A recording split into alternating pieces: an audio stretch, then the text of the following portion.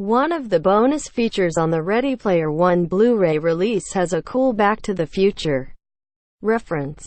Early on in the film's marketing campaign, Warner Brothers billed the movie on being a pop culture phenomenon, with Easter eggs and references to virtually every property out there, and they caught some flack for that. Many people who weren't familiar with Ernest Cline's 2011 novel of the same name had no idea what to expect from the feature film adaptation.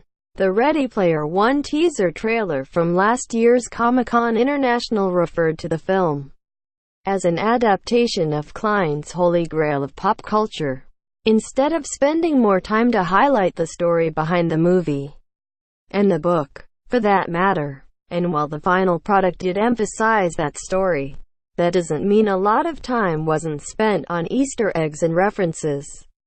Considering how many avatars are on screen in the final battle on Planet Doom, it would take a long time to identify each and every character. So, while Ready Player One ended up being more than just a references-filled movie, there were still plenty of Easter eggs to look out for, and the home video release is no different. Related, Ready Player One took 8 years to make, and one of the special features on the Ready Player One Blu-ray, Ernest Cline briefly talks about the book's fans being concerned with the movie adaptation. And, in discussing the matter, he makes a noticeable reference to the Back to the Future movie. And when fans of the book ask me about it, I just tell them that they don't need to worry. That I haven't worried since the day that Steven Spielberg signed on to make the movie.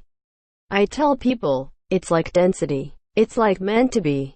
What Cline is referring to is a scene from Robert Zemeckis' first Back to the Future movie from 1985, in which Crispin Glovers George McFly walks up to Lea Thompsons Lorraine Baines inside Lou's cafe, and accidentally tells her that he is her density instead of destiny. The actual quote is, "Yes, yes, I'm George McFly. I'm your density. I mean, your destiny." It's a small reference, but a clear one at that, considering Cline smirked when he said it. With over 90 minutes of bonus content on the Blu-ray, it can't be the only reference on there, let alone the only Back to the Future reference. Zemeckis' Back to the Future trilogy played an integral role in the Ready Player One book as well as the movie. For instance, in one key scene in the film, Parzival, Tye Sheridan uses the Zemeckis Cube to turn back time by 60 seconds so that he and Art 3 Ms. Olivia Cooke could escape the distracted Globe Dance Club. But the most notable influence came in the type of car Wade Watts drove in the game.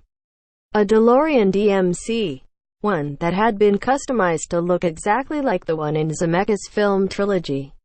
Ready Player One is now available on Blu-ray and digital HD. Tags: Ready Player One, looking for an AD-free experience on ScreenRant.